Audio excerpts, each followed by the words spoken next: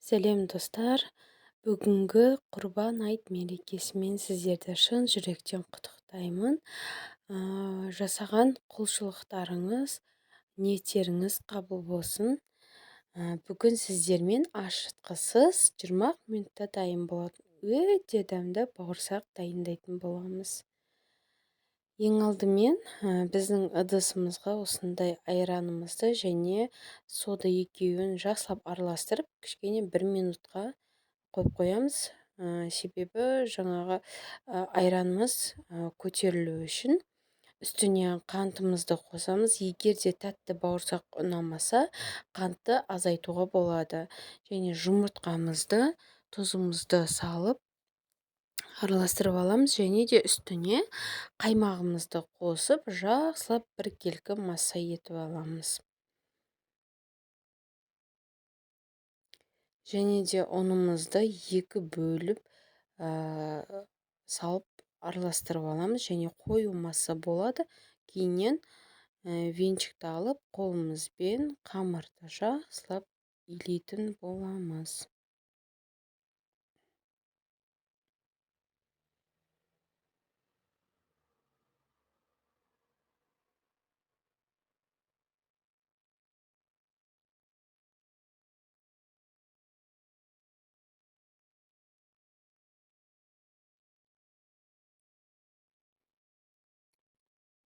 Міне қамырымыз дайын болды. Жақсылап илеп алдық.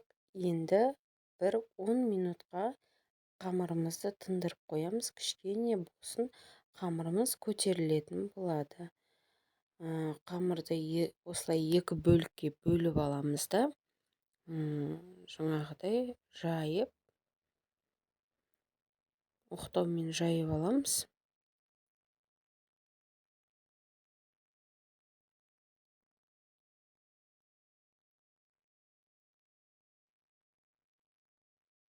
Енді осындай формамен барлығын домалақ пішінді етіп аламыз. Егер де бұндай формаларыңыз болмаса, жай ғана жаңағыдай стаканның мен жасасаңыздар да болады.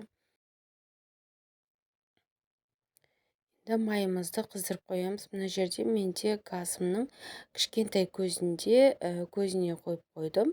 Майларыңыз қатты қызып кетпесін. Егер де қатты қызған майға салсаңыздар, бауырсақтарыңыздың іші піспей қалатын болады.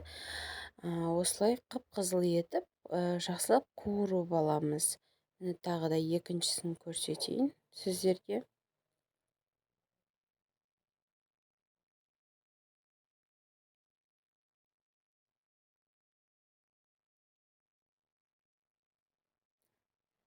Жақсылап қуырып алдық. Достар, егер де менің каналыма тіркелмеген болсаңыздар, подписаться кнопкасын басып, қоңыраушаны басып қойсаңыздар, алдағы видеоларымды алғашқы болып көре аласыздар. Және лайк, комментарий тастап кетуді де ұмытпаңыздар. Міне достар, бауырсақтарымыз дайын болып шықты. Жасап көріңіздер.